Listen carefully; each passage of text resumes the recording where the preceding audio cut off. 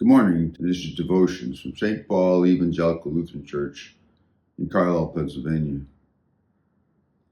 We're going to take a passage today from Luke's Gospel. And this is a passage that a lot of people know. It's a passage where Jesus asks his disciples a very important question, a question that we need to ask ourselves, the same as Jesus asked his disciples. So this is from the 9th chapter of Luke's Gospel. Once when Jesus was praying alone, with only the disciples near him, he asked them, "Who do the crowds say that I am?" And they answered, "John the Baptist, but others Elijah, and still others that one of the ancient prophets has come to life." And then he said to them, "But who do you say that I am?" Peter answered, "You are the Christ."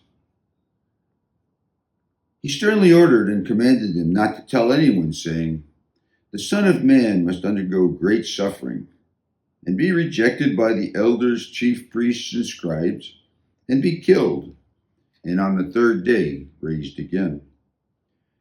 Then he said to them, "If anyone wants to become my follower, let them deny themselves and take up their cross daily and follow me.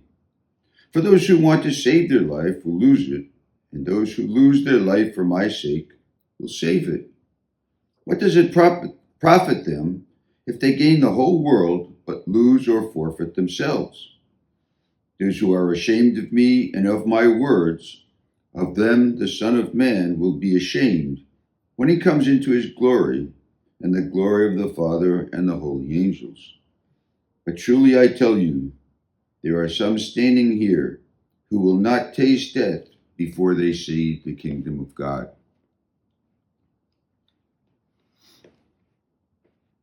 Jesus asked his disciples, "Who do you say that I am?"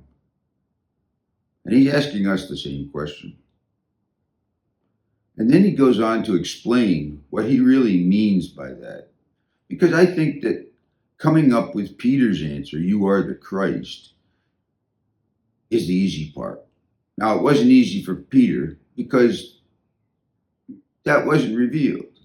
And in fact, in one of the other Gospels, Jesus tells Peter, "This was not revealed to you by men, but by the Spirit of my Father."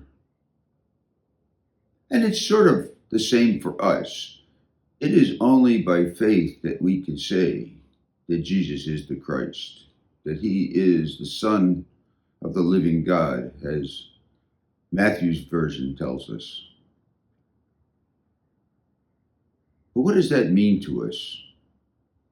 Jesus tells his disciples, "Don't tell anybody that this is the case yet."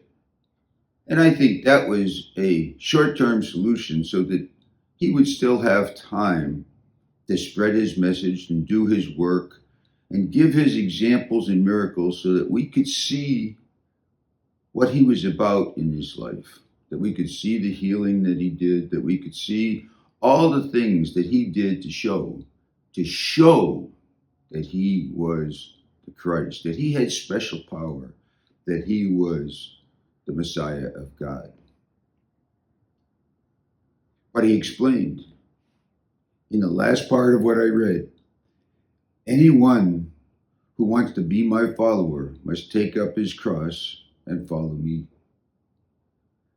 And that means, to me, make your belief in Jesus the primary thing in your life, in front of everything else.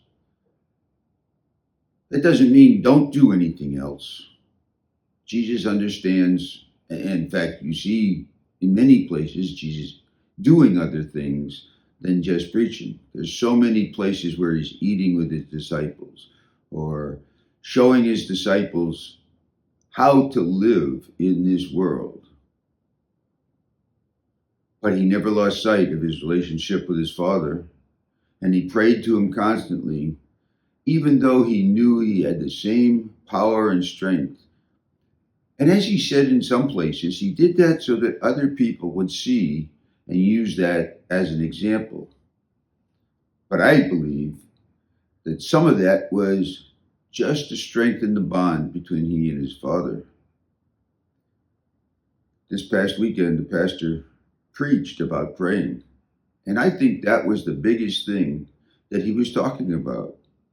Prayer is the connection that we have with Jesus and the Father.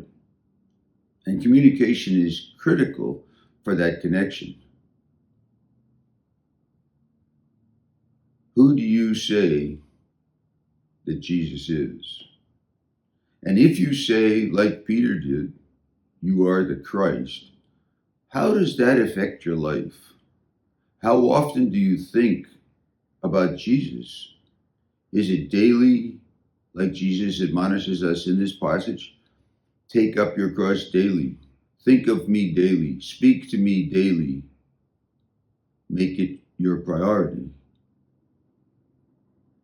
I hope you'll read this section of Luke's Gospel. I hope you'll think about the relationship that you have with Jesus.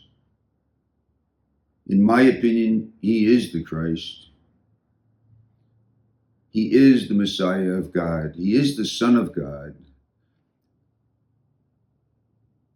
And I think it's important for me, just like I say to you, to make him a priority in my life, to commune and talk to him daily.